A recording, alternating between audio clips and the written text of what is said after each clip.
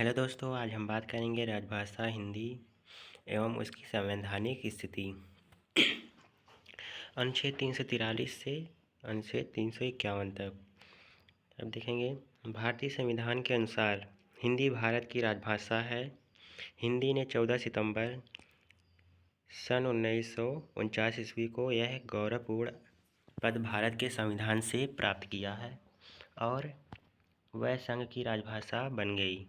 संविधान के भाग 17 में अनुच्छेद 343 से 351 तक में राजभाषा संबंधी उपबंध किए गए हैं, जो अधोलिखित है। अनुच्छेद 343 भाग 1, इसमें कहा गया है कि संघ की राजभाषा हिंदी और लिपि देवनागरी होगी तथा संघ के शासकीय प्रयोजनों के लिए प्रयोग होने वाले अंकों का रूप भारतीय अंकों का अंतर्राष्ट्रीय रूप 1, 2, 3 होगा। अब अनुच्छेद 343 भाग 2 उपबंध कहता है कि संविधान प्रारंभ के 15 वर्ष तक की अवधि के लिए संघ के शासकीय प्रयोजनों के लिए अंग्रेजी भाषा का प्रयोग किया जाता रहेगा। अब अनुच्छेद 343 भाग 3, संसद को यह शक्ति प्राप्त है कि 15 वर्ष की अवधि समाप्त हो जाने के पश्चात संसद यदि चाहे तो विधि द्वारा संघ के शासकीय प्रयोजनों के लिए आगे भी अंग्रेजी भाषा का प्रयोग जारी रख सकती है। अब देखेंगे अनुच्छेद 344 उपबंध कहता है कि संविधान के प्रारंभ के 5 वर्ष की समाप्ति पर या 10 वर्ष की समाप्ति पर राष्ट्रपति द्वारा एक आयोग का गठन किया जाएगा। यह आयोग राष्ट्रपति से सिफारिश करेगा कि किन शासकीय प्रयोग के लिए हिंदी का प्रयोग अधिकाधिक किया जा सकता है और अंग्रेजी के प्रयोग पर निर्बंध हो सकते हैं। अनुच्छेद 345 उपबंध कहता है कि किसी राज्य का विधानमंडल विधि द्वारा उस राज्य में प्रयुक्त होने वाली किन्हीं अन्य भाषाओं को शासकीय कार्यों के लिए स्वीकार कर सकेगा। यदि वह ऐसा नहीं कर पाता है तो अंग्रेजी भाषा का प्रयोग यथावत चलता रहेगा।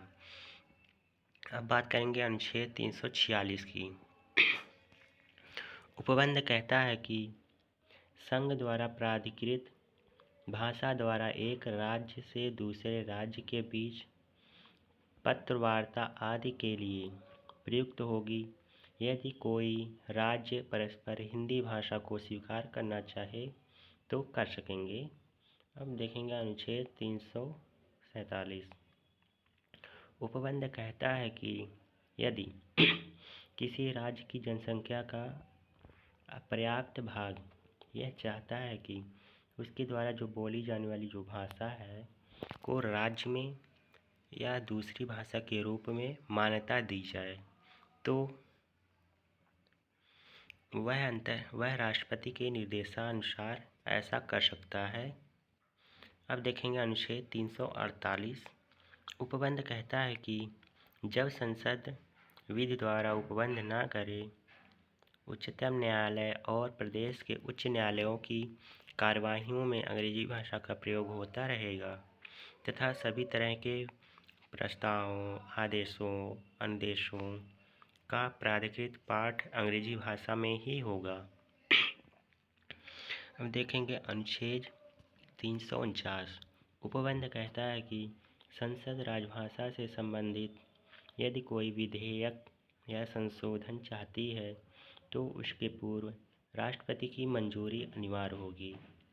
राष्ट्रपति आयोग की सिफारिशों और रिपोर्टों पर विचार कर ही कोई निर्णय लेगा, अन्यथा नहीं।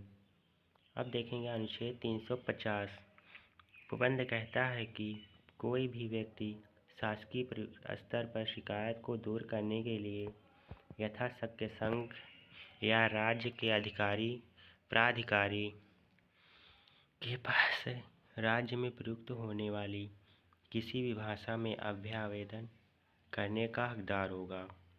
इसी प्रकार यह उपबंध अल्पसंख्यक वर्गों की भाषाई रक्षा के लिए उपबंध करता है। अब देखेंगे अनुच्छेद 351 इसके अंतर्गत निर्दिष्ट है कि संघ का यह कर्तव्य होगा कि वह हिंदी भाषा का प्रसार बढ़ाए और उसका विकास करे ताकि वह भारत की सामाजिक, सांस्कृतिक सभी के तत्वों की अभिव्यक्ति का माध्यम बन सके और उसकी प्रकृति में हस्तक्षेप किए बिना हिंदुस्तानी के और 8वीं अनुसूची में विनिर्दिष्ट भाषा भारत की अन्य भाषाओं में प्रयुक्त रूप, शैली और पदों को आत्मसात करते हुए और जहाँ आवश्यक या वांछनीय हो वहाँ उसके शब्द भंडार के लिए मुख्यतः संस्कृत से और गौणतः अन्य भाषाओं से शब्द ग्रहण करते हुए उसकी समृद्धि सुनिश्चित करें। किंतु हिंदी की राजभाषा बनने के पश्चात भी तथा अंग्रेजी के लगातार बने रहने के कारण वह अपने प्राप्त अधिकार से वंचित रही है। 26 जनवरी 1950 ईस्वी को संविधान लागू होने के पश्चात यह व्यवस्था दी गई थी कि हिंदी को 1965 ईस्वी तक राजभाषा के पद पर आसीन कर दिया जाएगा। इसके बाद राष्ट्रपति, राजभाषा आयोग, संसद और सरकार के सुझावों, अधिनियम, अनुदेशों के आधार पर राजभाषा हिंदी के प्रयोग को सुनिश्चित कर दिया जाएगा। सन 1955 ईस्वी में राष्ट्रपति के आदेश से राजभाषा आयोग का गठन किया गया, जिसमें राजभाषा समिति ने राष्ट्रपति के समक्ष अपने सुझाव रखे। इसमें यह भी कहा गया कि 1965 ईस्वी के बाद हिंदी प्रधान हो, लेकिन अंग्रेजी को सहभाषा के रूप में रहने दिया जाए।